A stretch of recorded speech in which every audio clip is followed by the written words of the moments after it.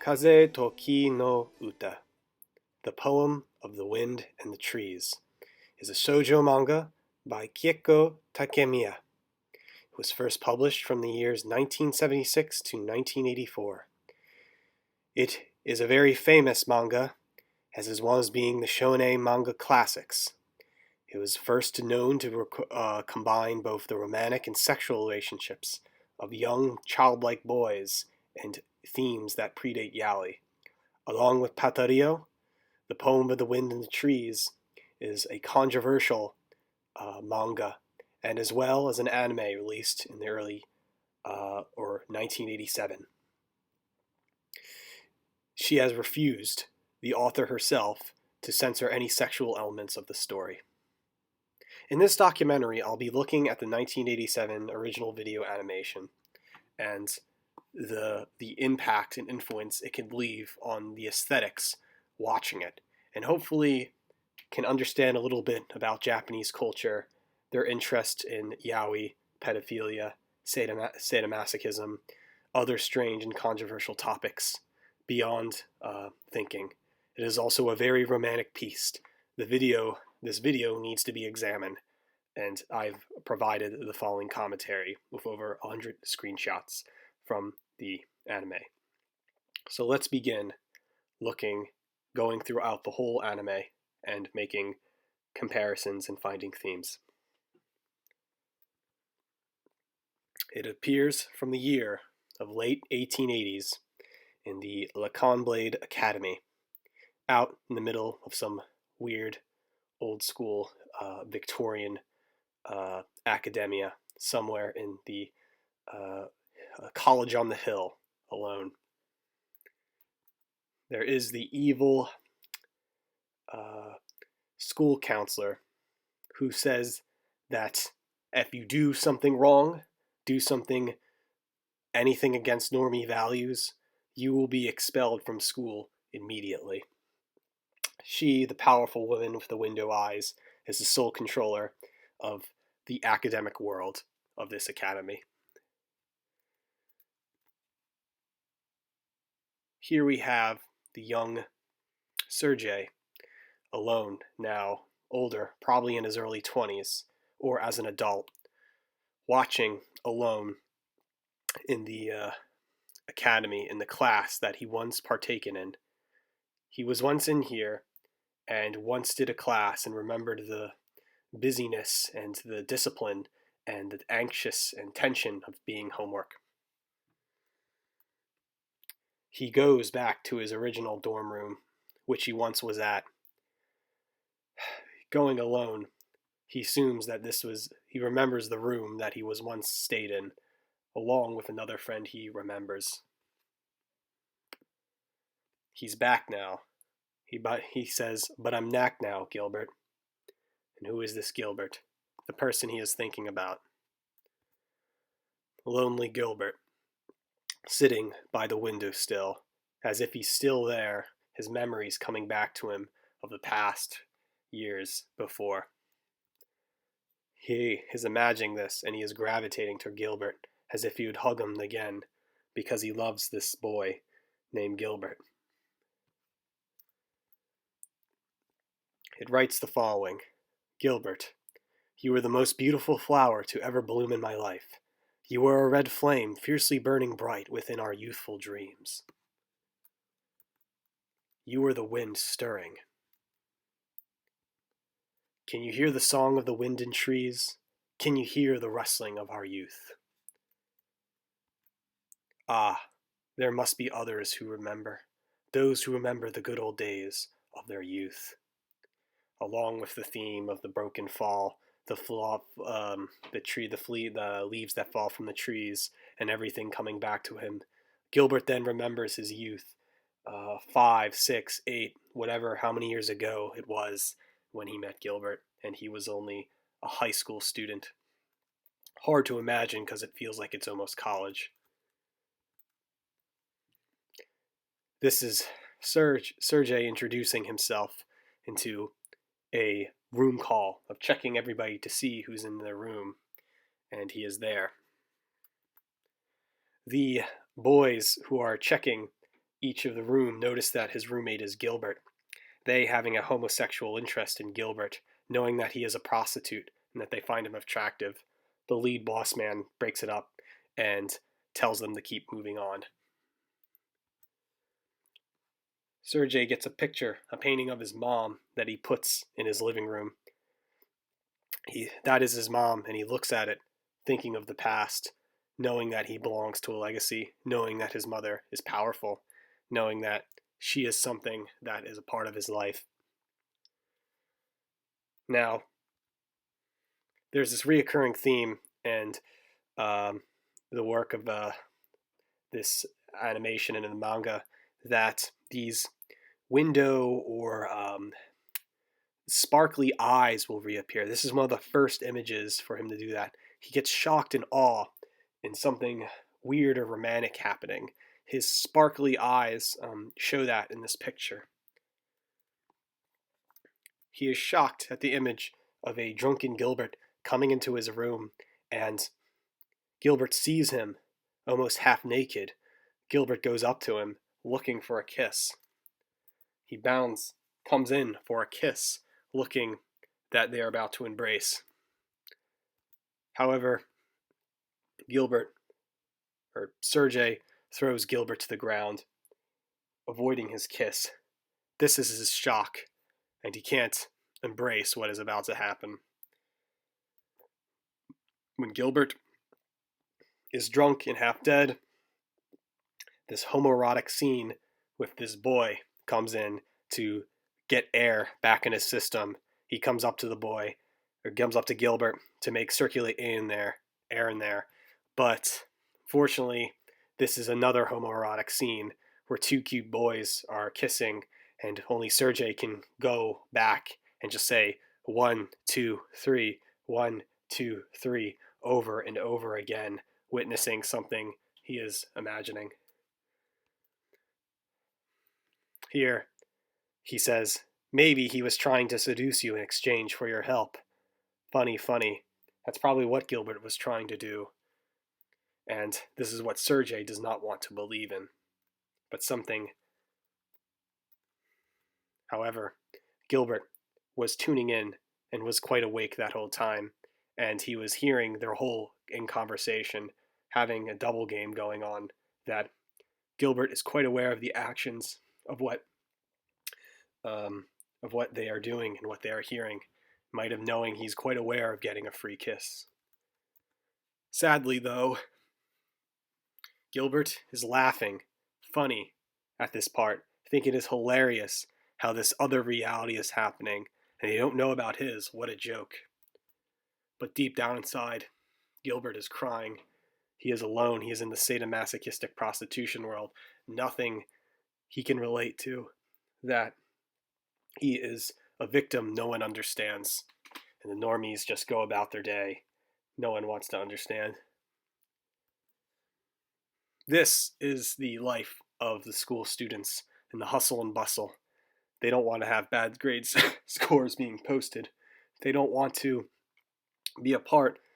They want to keep doing what they do love, and they want to keep doing homework and be a part of something greater. They find that school, once they get school, they can go on to better things. Here, Sergei is confronted with Carl, and Carl says, I think you really get along with him if you aren't prejudiced against him, knowing that Gilbert is different from the others. Gilbert is a creature that cannot be controlled, is something against the normie Victorian world, is a creature of pure sadism, and it is up to Sergei to control that fire and to possibly make friends with it, something as Gilbert is. Meanwhile, Gilbert is having sex in a greenhouse with another person. He times the sex with a clock. It's fine, you could take longer than 15 minutes.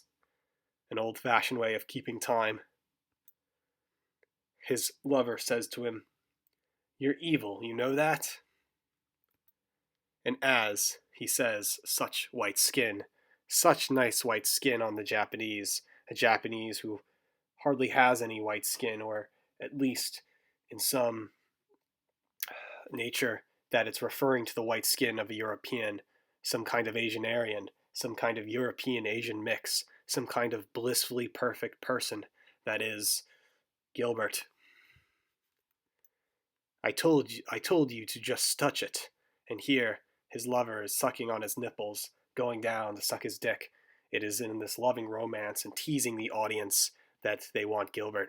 Gilbert, who pays for prostitutes, who pays himself, who gets money as a prostitute to pass his grades, to buy test papers, and to basically play the game of cheating, and he wins. That he just gets a blowjob and just enjoys himself, his hedonistic self. This is the life of what Gilbert does. Meanwhile, Sergei has developed loving interest with Gilbert. He thinks about him all the time and wonders where he's going about and what's he going to do. He's thinking about it when he's playing his old-fashioned games like riding horses. He thinks about this and thinks about Gilbert's interest, and he thinks about, will Gilbert be his good friend? And he's running back excitedly to go see what Gilbert is doing, his lover. He finds that Gilbert is sick, or that has enough and needs to sit down and needs to lay down and doesn't want to deal with the motion and the petty drama. However, Sergei cares about Gilbert, wants to check if he has a fever, if he's sick, wants to understand, wants to feel him.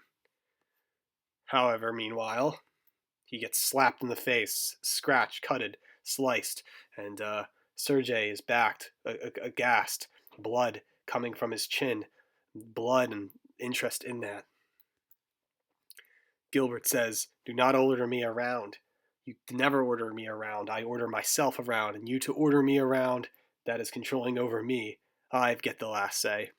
And here we see Gilbert's naked body, almost as if a woman, but her tits are plated with a man's chest, a twink body. It is very attractive. Strange, is it? Meanwhile, Sergei, at night, is contemplating, thinking, is Gilbert lonely in this world? Certainly he must be lonely. In the normie world, you're all connected. You sacrifice your life for social acceptance, and you never do anything creative and artsy. Well, Gilbert is suffering in life and must do these things because he has trauma and he feels this. He doesn't do it for social normality. He does it because that is the brutality of life. And here is the two social classes conflicting with another wonder. Sergei wondering what Gilbert is up to. Wondering. Meanwhile, the lover comes out, Jack. He puts Sergei to sleep with alcohol drugs and gets him in the nose and says it wasn't easy waiting under his bed for 3 hours. That he knew the plan was there to get Sergei out, so Gilbert could have a life without some dumb normie ruling over him, having the cool kids get the house and not being up to the task. However, after not following rules, Gilbert does not want to sleep with this guy and assumes that he never planned on sleeping with him. And this, playing the game of no rules, you are bowed down to anything, and anything is quite possible under these said rules. And so, this is what happens. He is then raped. While, unfortunately, Sergei is passed out. What Gilbert planned to originally get his normie friend out turns against him. Here, Gilbert assumes, gets up, can know what's happening. He says he will not allow such disgusting behavior to happen. Not allow it to happen. The raping, the scene of them raping, sexually tantalizing, so powerful. So much is happening. So much to consider. What is there to do in such a scene? How can he confront that? He knows that the lover is more interested in Gilbert. And what can he do? He's just some beta nerd that can't get her. she'll just go. It's the way he is. It's the way Gilbert is. And so it's almost useless for Serge to fight back. It is useless for him to do so. However, he is able to knock the lover out and stand up and fight him and get him out. And so Sergei reclaims his interest and reclaims his love for Gilbert. There is a slight confrontation here with Sergei and Gilbert. Sergei does not know what to do with Gilbert's disobedience and Gilbert's cocky attitude, not going against the love which Sergei has had interest in Gilbert, not following the loyalties. And so he slaps him across the face to show such that he's been disobedient. Here, he gives them his medicine, whatever he has, AIDS or some kind of drug or some kind of STD, some kind of thing, and as he force feeds him the water and pill, the water goes down his chest like sperm, like a cum shot, like going down his chest, the sexual interest. The viewer watches the water as it goes down his chest. It is so much to think about. It is so much that Gilbert has gone through, or Sergei has gone through, almost into a crying state. So sad that he has to go through this, or that he has to go through this. It only puts him to bed crying, asleep, and it's just not worth to do any of this. It's just not worth to go about it. However, the next day, Gilbert is transformed into a better person, and Gilbert wants to be obedient. Gilbert can be loyal, and Gilbert can go to church and sing in the choir, and can be a changed face. And then sexual interest is discovered. The sexual beauty of looking at boys in the lockers room. I shouldn't have overestimate myself, but it was because of my brazen youth confidence. There, and nobody is looking. Right? He even says, "Do you have something to say?" All the guys are out to begin with. Funny. Gilbert, you only allowed your music to resound for those whom you permitted to touch your strings. A harp that cannot be touched. A magical harp that Sergei can be in control of. This thing he's forced to be with. This thing that is overwhelming and he cannot control his emotions. It is too much for him. So much that he does not know what to do on it.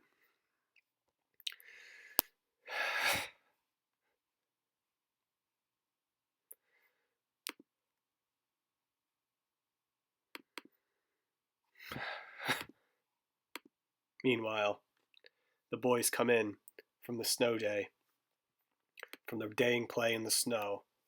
They play in the snow, have fun in the winter, and they come back in the house and do boy things, flirt with each other, feel them up. Just like after a shower, homosexuality is growing among the boys, and it's quite evident.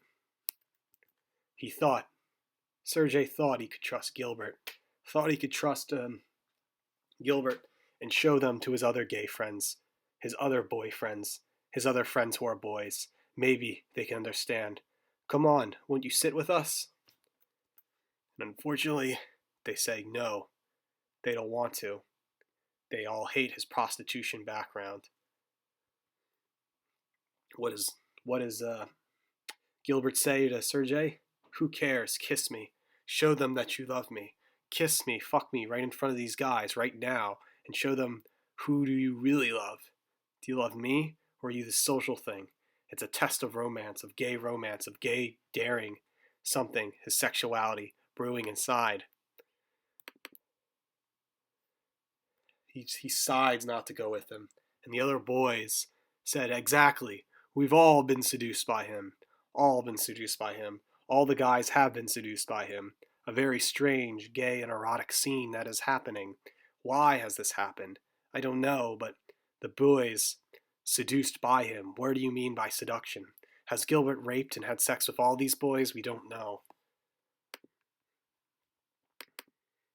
Now, the boys want revenge, sexual revenge on Gilbert. They say, "Aren't you hot, standing by the fireplace? Why don't you take off your clothes?"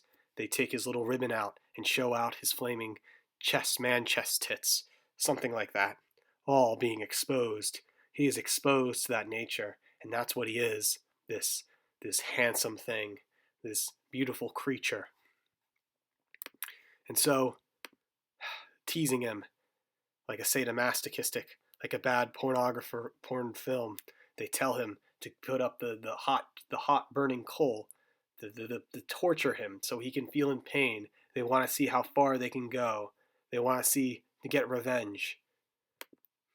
But Sergei comes back in, puts water in the fireplace, and stops the Chad behavior, the bukkake Chad behavior of what they're about to do to Gilbert. He comes in and stop these Chad boys from homosexually raping this other, maybe, un-Chad.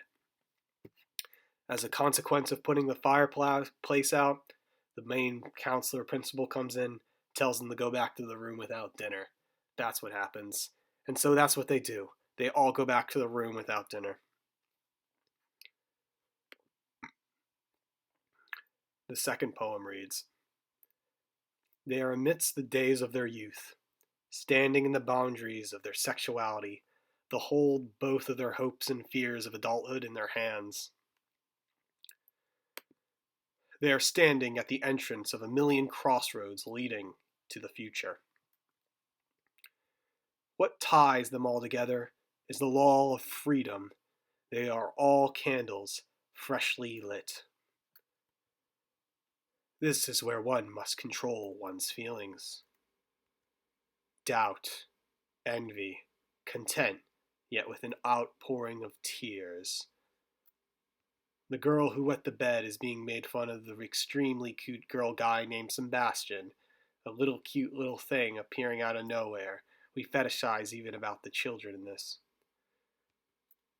Good people, bad people, they shall have both their desires fulfilled their desires.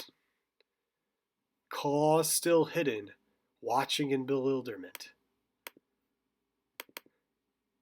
The stressful days where one comes into his own youth." Interesting. And then Gilbert leaves Sergei that day. "Everyone was so impressed about how you acted so good and stood in front of me." He tantalizes Sergei again. He is about to go and having a field trip out into the town just to do his own thing. They go out in the town, and here they are having fun, all the boys. "We drank cider and felt just like a bit. We were adults. All of them feeling good about themselves, feeling nostalgia. The boys losing slowly their innocence and becoming the adults they want to be, and showing the things they can be and become." Here, Sergei plays piano, and he shows it that he's a good pianist player. How disciplined he is, how much of that strength he shows that he can play piano to his friends, and how much that is happening. He can do it. He has a memory of his own dad, his father, playing piano as a little kid. "Just for a brief moment in time, I was truly happy. Truly happy. Happy. His loss of innocence. That's what happened. When a little kid is in innocence, he is only fetishizing about that past." Here again, Gilbert leaves with the better man, the prostitute, the better, stronger guy, Max, so strong and he can woo and game her, and he can get Gilbert, and little puny beta Sergei can't get him. And so they leave off together, and that's what happens. And they're there together, and it's unfortunate that it has happened. And there, Sergei does not know what to do. He does not know what to do on the thing. And so he leaves it go. And that's what happens. Very sad, unfortunate event in the life in this time and period. His friends get mad at him. Why does he love this little gay little boy? Why are you so worried about a guy like that? Getting mad, the redhead kid states. You're chasing after him like a dumped lover. even more mad. You've gone completely crazy for that dirty little faggot. Dirty little faggot. And Sergei attacks him and says, "Take it back. Take it back." He is. Are you sure he's a dirty little faggot? He then cries, maybe knowing that he is a dirty little faggot. "Leave me alone. I don't need that lover. I don't need that dirty little faggot boy anymore. It's not enough for me to know that." He goes home, sad, defeated. His life, he thought it was perfected. His lover was not there with him. Constantly, sad, unfortunate. He sees his lover coming back home with that stupid macho Chad, Max, and he's coming home, putting the blankets, the curtains over. How can he confront Gilbert? How can he confront the sad nature that is about to happen? What's going to happen? We don't know. It's unfortunate. For Gilbert, Gilbert says, "I don't know what you have to say, but I don't want to hear it." And Sergei replies, "But to offer your body up to Max Blue makes me jealous." He says back, "What I do with Blow has nothing to do with you, any sort of interest that I may have in you." So you were saying you actually enjoy doing those things with Blow? Amazing. And here again, the pinwheel eyes coming from Gilbert. The pinwheel's eyes laughing in excitement. How dumbfounded he is. How silly, naive, and innocent Sergei is about this situation. He doesn't realize that this is a male prostitute. Doesn't realize that this is a guilty creature, an evil thing. And yet, he still is in love with him. And he laughs and laughs and thinks about laughing and thinking about how much of a delta, how much of a lower than a beta, how much of a virgin, how much of a stupid idiot. Why would you assume Gilbert is this precious princess, this thing, this lover, and yet he feels flattered by that? He says, "Being held means more than just a hug. You understand, right?" Understand, right? Gilbert confronts, goes up to Sergei. He wants to love him, really badly. And so they come in for a kiss. They do come in for a kiss, and that's what happens. The rest is history. And poor Sergei can't handle it. Never has he touched flesh like this so close, so passionately. So much is happening. He finally fucks for the first time, and it's probably the amazingest thing that has ever happened to him. Then, back to the normies in school. They say, "This was because the professors looked at the exam scores to help recommend them to college." College. See, this is high school. This isn't even this isn't even high school. High school is like college, and they're only going up to college. It's crazy to think of that in that terminology. Anything else was quickly forgotten. Everything else was quickly forgotten. Everything of that past was forgotten. And so, what was happening in school when all the normies were doing their school things, and Sergei and Gilbert were having this crazy romance together, quickly forgotten. All of it, a memory, a bad one. And as this was happening, Sergei only could look at his Gilbert. It was almost as if he was awaiting something. Awaiting something. What was he waiting for? Nothing happening. After the night they fucked, they didn't know what to do. The scary school teacher comes in and tells Sergei, "Please tell Gilbert to come to my quarters when he returns. They need him for something." Gilbert, who returns and comes to the school counselor officer, gets a letter, an interesting letter, a letter we don't know about. Excited. He is so excited to get this letter from special somebody. This person, he says, a body and soul that can experience both pain and pleasure at the same time. Pain and pleasure. What does that mean?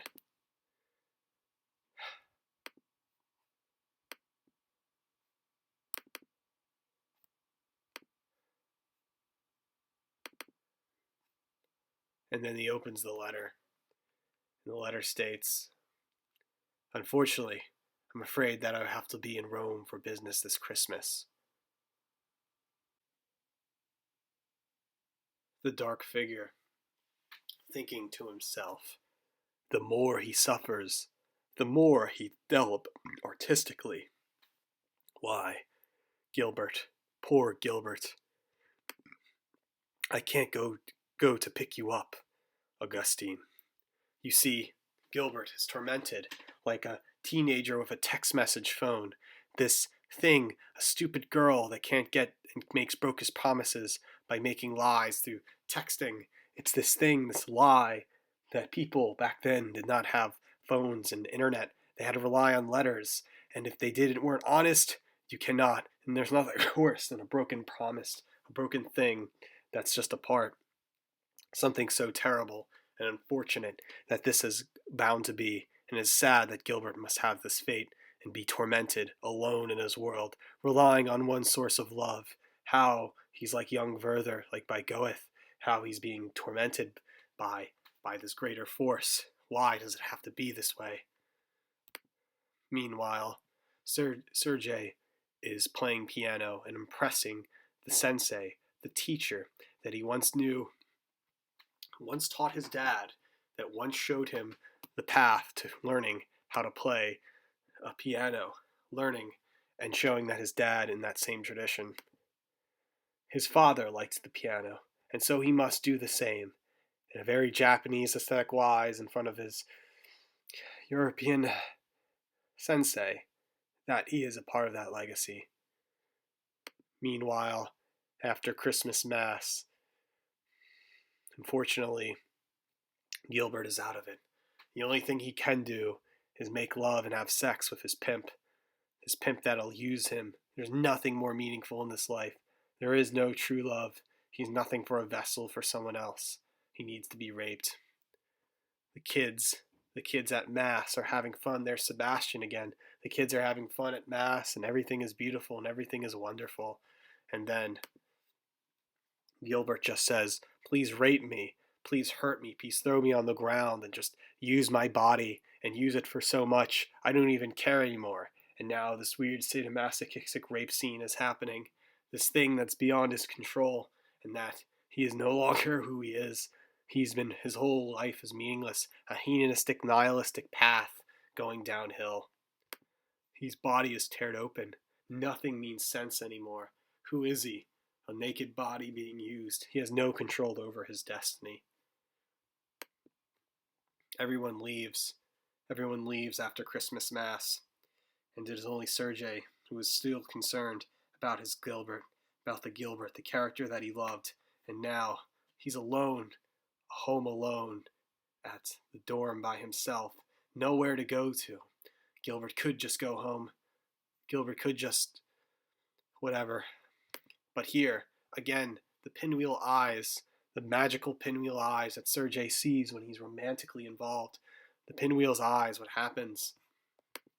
And when Gilbert comes crashing to him, just like in the first scene, come crashing down on his chest, looking for help, needing a kiss, needing warmth and sympathy, he just doesn't care anymore. He says, "Hold me, sleep with me tonight. I don't care, just fuck me again. I need someone to love me. I don't have anyone. Who is there? I don't have anywhere to go." And he's finally opening up. And unfortunately, Sergei answers for the first time. "I'll massage your back all night." He'll do anything but sex. He's a beta after all. He can't just go and have promiscuous sex. He's like that. He needs to show his love. He can't just throw, and they're guys too. How can he do it? And yet, he goes and cuddles with them. He knows that there's something special about Gilbert, something that he loves from Gilbert, something so nice. And then, when he gets Gilbert in bed, Gilbert says, "Take off your clothes. Please, just take them off." And then, like a homosexual. Sergei takes off his clothes in front of the naked body of Gilbert. He's ready. He knows it means something. He knows that this is more than just friends now. And here, they embrace for the ultimate fuck, the ultimate love fuck ever. Just by touching. Just like this. Here, everything makes sense now. That this is the body who he loves. This is his meaning. This is what makes sense of his youth, what makes sense of his mundane life at college or high school. And foreshadowing the future in the series of the manga, where Gilbert dies getting drunked and gang raped and hit by a horse and cabbage, unfortunately. This is his fate, and that's who he is. Unfortunately, that's the end of him. And then we were taking the same breath. How close they were.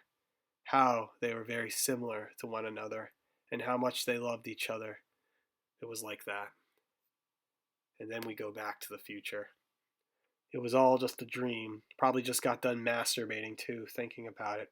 Probably on his bed just masturbating, thinking of the thought that he once had a nice fuck buddy in college. Nice fuck buddy that he once had. And he was on that bed just thinking about it. It was all just a dream. No one believes him. Wasn't on Snapchat. Wasn't on the internet. Didn't have Facebook pictures. It was something he witnessed. And nobody can else witness it. It was just so much for him. His Gilbert. His loving Gilbert. Why didn't they get married? He died after all. And as he walks, he still sees an innocent Gilbert in the fields.